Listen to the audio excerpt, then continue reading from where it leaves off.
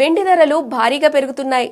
దాంతో వెండి స్థానంలో జర్మన్ సిల్వర్ పేరు ఎక్కువగా వినిపిస్తుంది. పేరులో సిల్వర్ ఉన్నప్పటికీ ఇది అసలు వెండి కాదు, అయినా వెండిలాగే మెరుస్తుంది.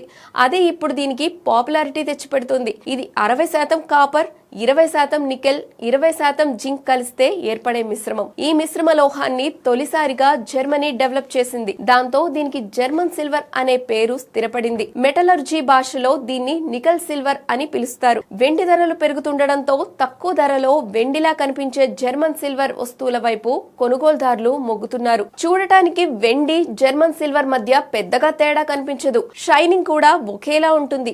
కానీ లోపల ఉండే లోహాలే అసలు తేడా. ధర విషయంలో మాత్రం చాలా వ్యత్యాసం ఉంది. కేజీ వెండి వస్తువు ధర 2.5 లక్షలు పలుకుతోంది. అయితే అంతే బరువుతో జర్మన్ సిల్వర్ తో చేసినవి 15,000 లోపే లభిస్తాయి. వెండి వస్తువుల ధర పెరగడంతో జర్మన్ సిల్వర్ ఒక ప్రత్యామ్నాయంగా మారింది.